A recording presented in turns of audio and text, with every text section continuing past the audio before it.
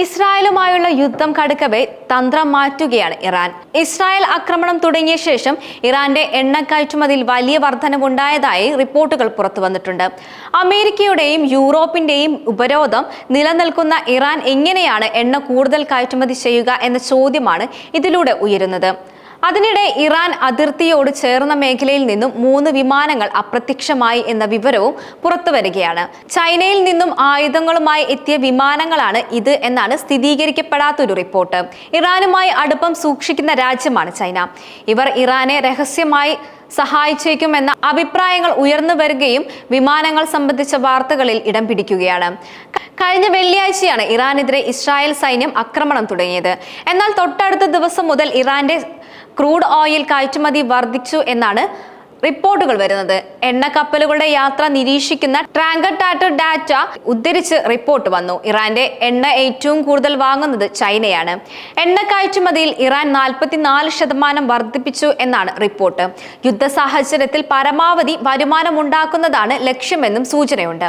ഏതാനും ദിവസങ്ങളായി ഓരോ ദിവസവും ഇറാൻ 23.3 ലക്ഷം ബാരൽ എണ്ണ കയറ്റുമതി ചെയ്യുന്നുണ്ടത്രേ.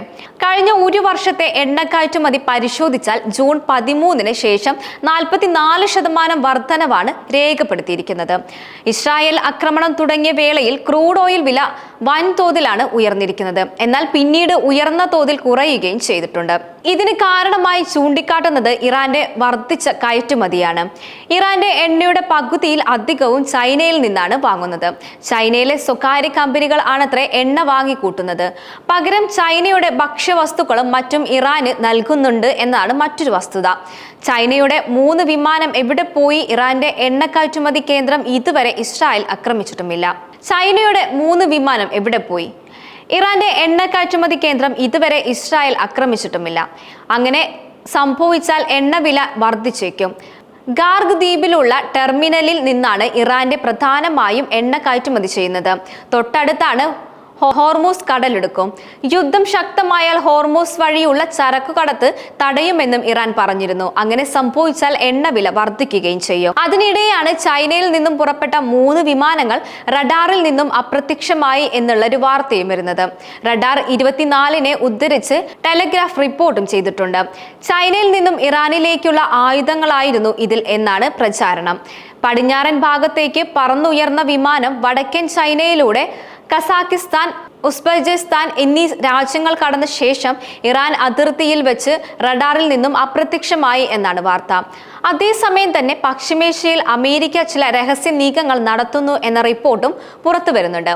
മേഖലയിൽ 19 ഇടങ്ങളിലാണ് അമേരിക്കയ്ക്ക് സേനാ താവളങ്ങളുള്ളത്. GCCയിലെ മിക്ക രാജ്യങ്ങളിലും അമേരിക്കൻ സൈനികരുണ്ട്. കൂടാതെ ഇറാഖ്, സിറിയ, ജോർദാൻ തുടങ്ങിയ രാജ്യങ്ങളിലും US സൈന്യം ക്യാമ്പ് ചെയ്യുന്നുമുണ്ട്. മേഖലയുടെ സുരക്ഷയ്ക്ക് എന്ന പേരിലാണ് സൈനികരെ അമേരിക്ക നിർത്തിയിരിക്കുന്നത്. ഇറാനും ഇസ്രായേലും തമ്മിൽ യുദ്ധം തുടങ്ങിയതോടെ അമേരിക്ക എന്ത് നിലപാട് സ്വീകരിക്കണമെന്ന് എല്ലാവരും ഉറ്റുനോക്കുകയാണ്. ഒരു ഭാഗത്ത് ചർച്ചയുടെ കാര്യങ്ങൾ പറയുമ്പോൾ തന്നെ ഇറാനെ ആക്രമിക്കുമെന്ന സൂചനയും അമേരിക്കൻ പ്രസിഡന്റ് ഡൊണാൾഡ് ട്രംപ് നൽകുന്നുണ്ട്. ഇറാന്റെ ആത്മീയ നേതാവ് ആയത്തുള്ള അലി ഖമേനിയോട് കീഴടങ്ങാനും അദ്ദേഹം ആവശ്യപ്പെട്ടു.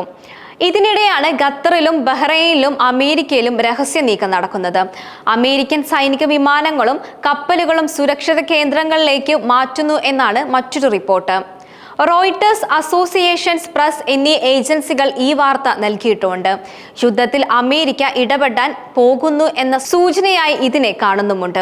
അതേസമയം തന്നെ ഇറാന്റെ ആക്രമണത്തിൽ നഷ്ടം കുറയ്ക്കാൻ വേണ്ടിയുള്ള മുൻകരുതലുകളാണ് എന്നും പറയപ്പെടുന്നുമുണ്ട്. പശ്ചിമേഷ്യയിൽ അമേരിക്കൻ സൈന്യം ഏറ്റവും കൂടുതലുള്ളത് ഖത്തറിലാണ്. ദോഹയ്ക്ക് പുറത്തുള്ള അൽ ഉദൈദ് വ്യോമതാവളത്തിൽ 13,000-ൽ അധികം അമേരിക്കൻ സൈനികരുണ്ട് എന്നാണ് വിവരം. ഇറാഖിലും സിറിയയിലും അമേരിക്ക നടത്തിയ പല സൈനിക നീക്കങ്ങളിലും നിയന്ത്രിച്ചിരിക്കുന്നത് അൽ ഉദൈദ് വ്യോമതാവളത്തിൽ വെച്ചായിരുന്നു അത്രേ. ഇറാന്റെ മുന്നറിയിപ്പ് ഇങ്ങനെ ഒരു വ്യോമതാവളത്തിൽ അമേരിക്കൻ സൈനിക വിമാനങ്ങൾ നിരയായി പാർക്ക് ചെയ്തിരുന്നു. എന്നാൽ ഇപ്പോൾ ഒരു വിമാനവും കാണുന്നില്ല. പ്ലാനറ്റ് ലാബ്സ് PBCയുടെ ഉപഗ്രഹ ചിത്രം പരിശോധിച്ചാണ് PV ഇക്കാര്യം റിപ്പോർട്ട് ചെയ്തിരിക്കുന്നത്. സൈനിക യാത്ര, അതുപോലെ വിമാനങ്ങൾ, യുദ്ധവിമാനങ്ങൾ, ഡ്രോണുകൾ എന്നിവയെല്ലാം നേരത്തെ വരിയായി നിർത്തിയിട്ടിരുന്നു. അമേരിക്കൻ സൈന്യം ഇക്കാര്യത്തിൽ ഇക്കാര്യത്തിൽ പരസ്യമായി പ്രതികരിച്ചിട്ടുമില്ല. എന്നാൽ വിമാനങ്ങളും കപ്പലുകളും നീക്കി എന്ന് 2 അമേരിക്കൻ ഉദ്യോഗസ്ഥരെ ഉദ്ധരിച്ച് റോയിട്ടേഴ്സ് റിപ്പോർട്ടും ചെയ്തിരുന്നു. വ്യോമതാവളം കാലിയാക്കിയത് ഇറാന്റെ ആക്രമണ സാധ്യതയുള്ളതിനാലാണ് എന്നാണ് റിപ്പോർട്ടിൽ പറയുന്നത്. തങ്ങളെ ആക്രമിച്ചാൽ പശ്ചിമേഷ്യയിലെ അമേരിക്കൻ കേന്ദ്രങ്ങൾ തകർക്കുമെന്ന് നേരത്തെ ഇറാൻ മുന്നറിയിപ്പും നൽകിയിട്ടുണ്ടായിരുന്നു. അതേസമയം തന്നെ ബഹ്റൈനിലെ അമേരിക്കയുടെ നാവിക കേന്ദ്രങ്ങളിലും ചില മാറ്റങ്ങൾ വരുത്തിയിട്ടുണ്ട്. US നേവിയുടെ 5ാം ഫ്ലീറ്റ് ആസ്ഥാനത്ത് നിരവധി കപ്പലുകൾ നങ്കൂലമിടുന്നുണ്ട്. എന്നാൽ ഇപ്പോൾ ഒന്നും കാണുന്നില്ല എന്നാണ് വാർത്ത വരുന്നത്. അമേരിക്ക വൈകാതെ ഇറാനെ ആക്രമിക്കുമെന്ന വിവരവും പുറത്തു വരുന്നുണ്ട്. ഈ വേളയിൽ ഇറാന് തിരിച്ചടി നൽകുന്ന പശ്ചിമേഷ്യയിലെ അമേരിക്കൻ താവളങ്ങളായിരിക്കും. ഇത് ഗൾഫ് മേഖലയ്ക്ക് മൊത്തം ഭീഷണിയായിക്കൊണ്ടിരിക്കുകയാണ്. അതുകൊണ്ട് തന്നെയാണ് ഖത്തറും ഒമാൻ, സൗദി അറേബ്യ, UAE എന്നീ രാജ്യങ്ങൾ സമാധാന ശ്രമങ്ങൾ ഊർജിതമാക്കിയിരിക്കുന്നത്.